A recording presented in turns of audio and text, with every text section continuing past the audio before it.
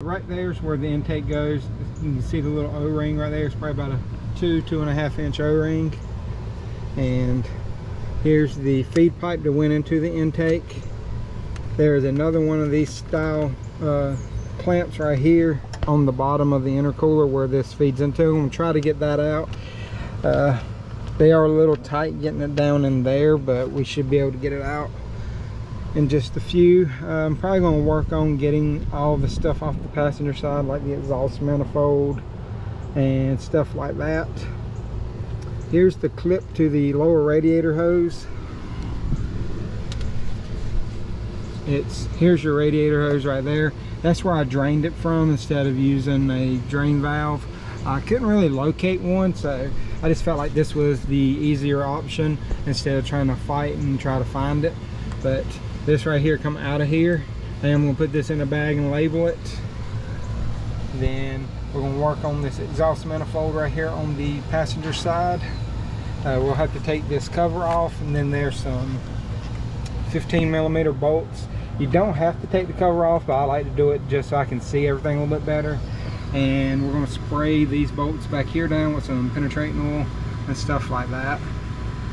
But that's what I'm going to work on. Go ahead and try to get part of the downpipe out, try to get the feed pipe from the exhaust manifold to the turbos loose, and the manifold. But we're just going to work on one side at a time just to minimize getting things crossed up where don't know where they go and kind of get confused. But we're going to keep going, and as soon as I get to a point where I think I need to show y'all something, you know, let y'all know, kind of give you an update, I'll bring y'all back. We have gone a little bit further, and what I did was started to remove these injector lines right here, the connectors, the return lines, and the little computer that sits right here. This is the connector to the computer. And one thing I did want to show everybody was how to remove these return lines right here. If I can get my fingers out of the way, so you can see if I can get it pushed down. You see how that slid down? All you gotta do is pull them up and slide them out, and there's little O-rings right here on the tips of the injectors, and this right here goes to the fuel rail as well. But this right here, change those out. Mine does come with them in the kit, so it is a good thing that you change them out, just because they can get dry and they can tear whenever you're taking off the return line. So just go ahead and replace them if you can. And I did remove the actual fuel filter housing, and some people call it a fuel head, whatever you want to call it. So we did remove that. There is 4 bolts that hold it on. Let me go grab it and I'll show it to you.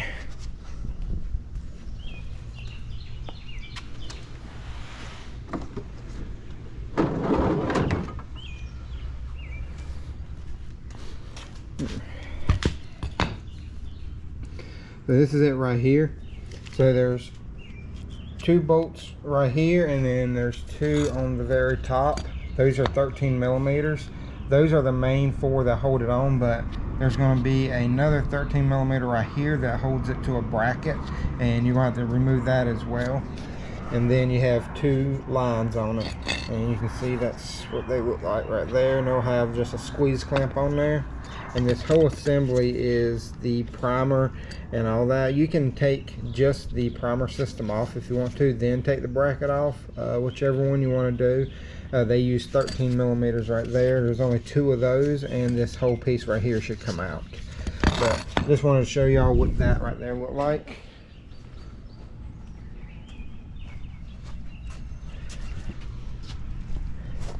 Then the last thing that I did was remove the belt just now. I'm going to remove the alternator here in just a moment, but I did remove the belt on here. This is the tensioner right here.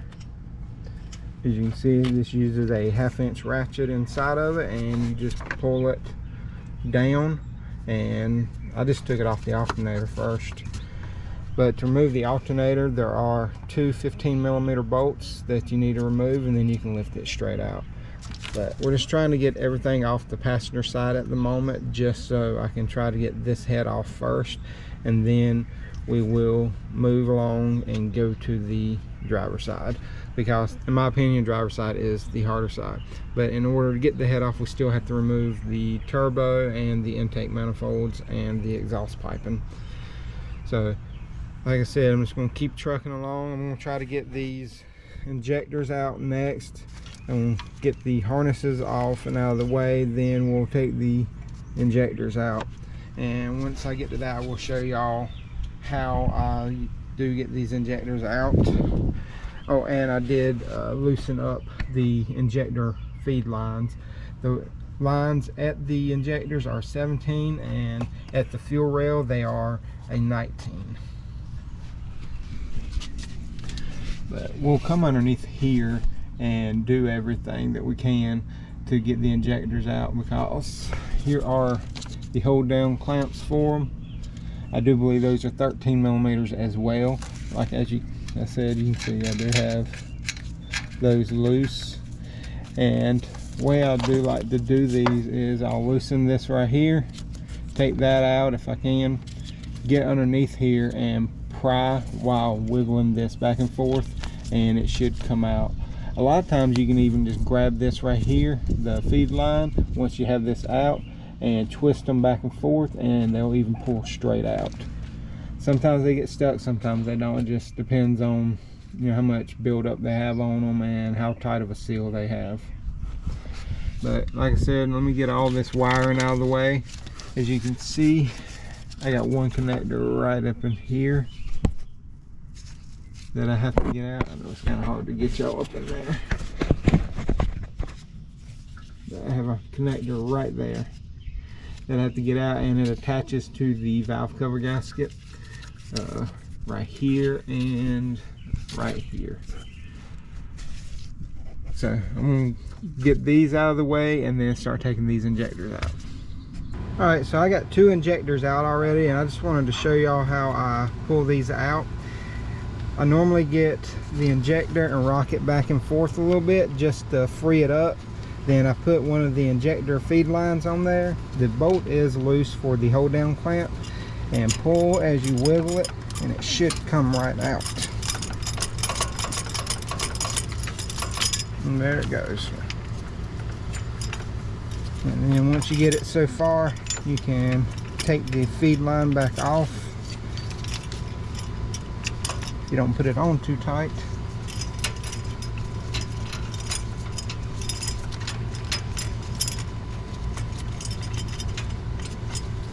And then you can pull it out, and that's what your injector looks like right there.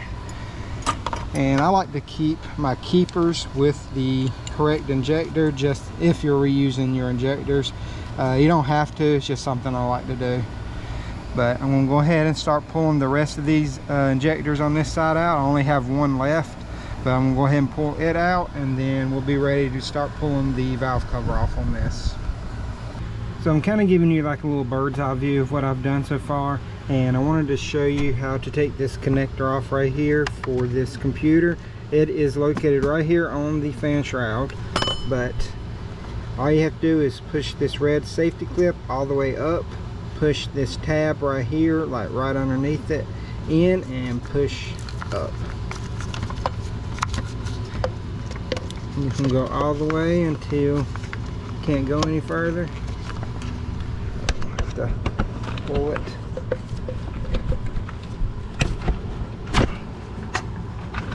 Sorry, I know I had to set y'all to the side, but when you pull it out, that's what it looks like. Also, I took the upper radiator hose off, the thermostat housing, the AC compressor, which I just moved it over here to the side. And I wanted to say that the thermostat housing is held in with 4 13mm bolts, but to do this you're going to have to remove the bracket that holds the pressure release valve for the fuel. And I already disconnected the connector, and then there's 2 coolant lines that go in, and the radiator hose is hooked to it also. And it, like I said, that's 4 13mm bolts. The AC compressor was 4 15mm bolts. And then on the other alternator, if you have 2 alternators, This one had like a little support bracket for the alternator. Both of those were 15 millimeters, and then you got one more 15 on the bottom. This is the driver's side alternator right there. Like I said, compressor is right here, and we're trying to get to where we can take this water housing off right here so we can get to some of the stuff down here.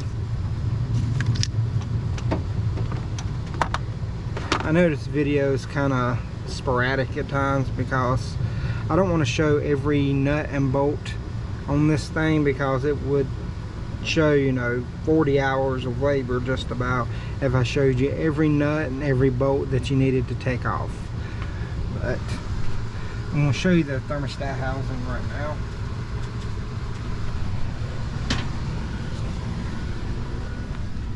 There's the upper radiator hose.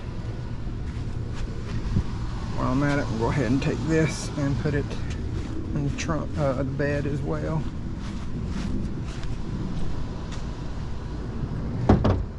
Also, I took off the accessory bracket right here. That's on the passenger side. I took the tensioner off, which was a 15, and then there should have been 3 15 millimeter bolts or nuts. It was a combination of the two, and it should slide right off.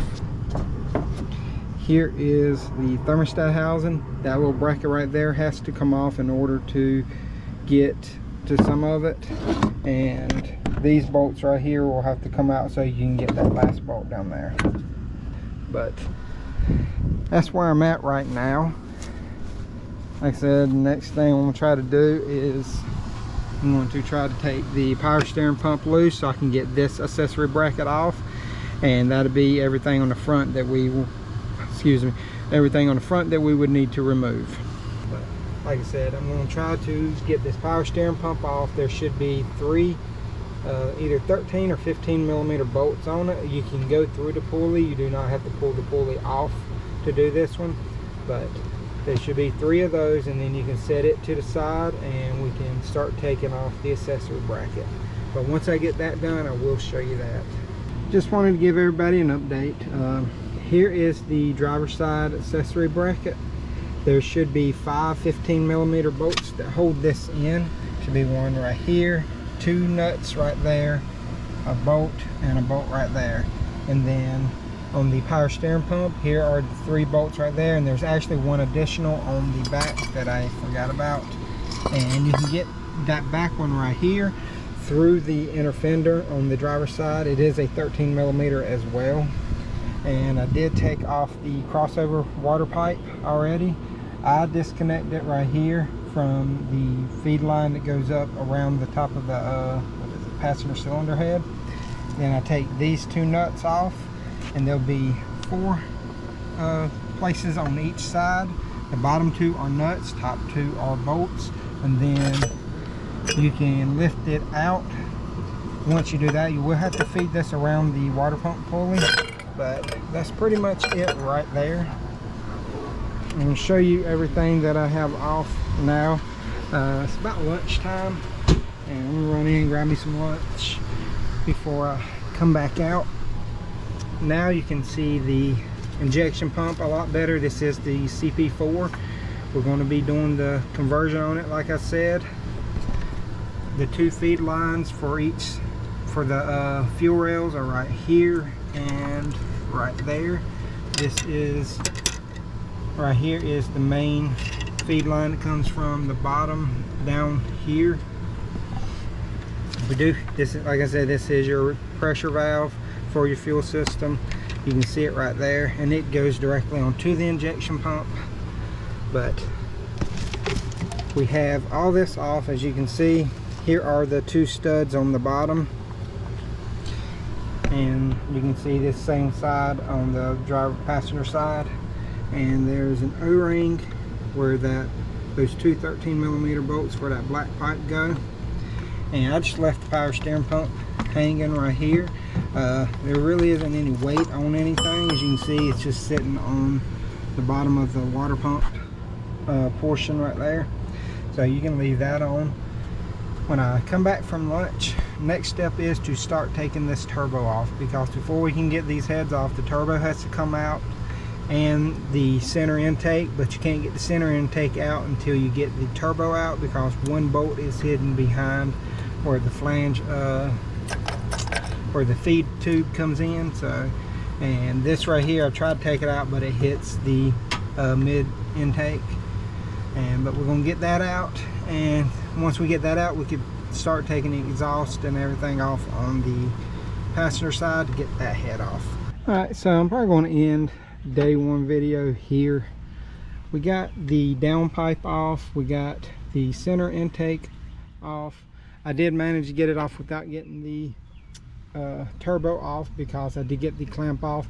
If you loosen the clamp on there all the way and turn it where the thin portion is at the back of the intake, the center part, you can remove it right there, and that'll allow you to get to the center intake. I do have it off. There's 6 bolts and 2 nuts, I should say. I have the intake over there. I'll show it to you in just a second. And we did get the downpipe off. The service data does state that you have to remove the transmission to do this. You do not have to.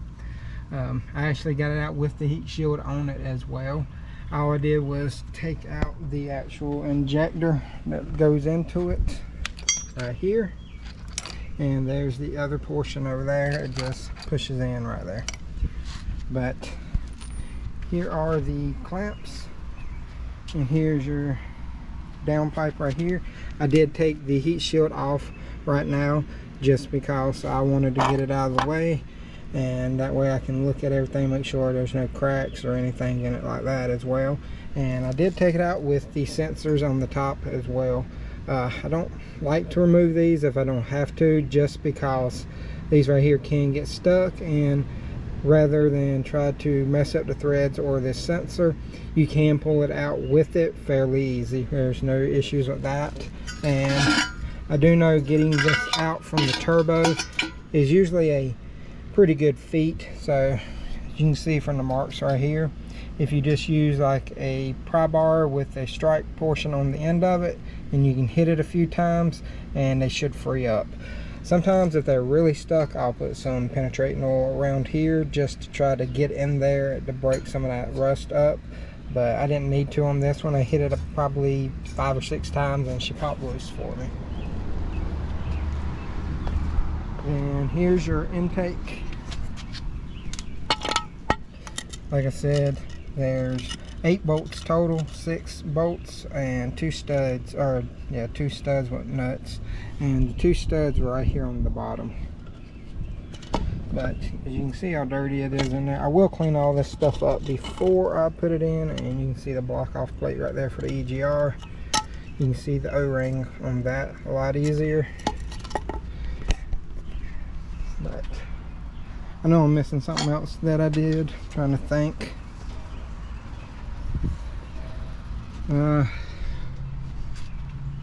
Like I said, we took the intake, we got the crossover pipes for the coolant, removed the AC compressor, both alternators, we got the air intake tubes, or feed tubes, whichever you want to call those, off. Here's a better shot of where the downpipe goes. Oh yeah, we did take the injectors out as well. And I do have this portion right here loose, and those are 13mm bolts as well. All I have left is the bolts up there on the turbo where they go in. The only reason I'm stopping right here is because I have to let those soak in penetrating oil, and I just think this would be a good time to end video 1. Like I said, this would probably be, I'd say 3 videos is what I'm going to try to do it in, just so I can keep it a short series. And I'm trying to think what else. I don't think there's anything else that I really removed that haven't gone over yet. So, but like I said, if there's anything I missed that you saw, oh yeah, I did take off the feed lines for the injectors too. But if there's anything that I missed that you saw, or want to know how I took it off to get to this point, please feel free to leave a comment below and I'll get to it as soon as possible. And if you enjoyed the video, please like, subscribe, hit that notification bell, and until next time, y'all have a great day.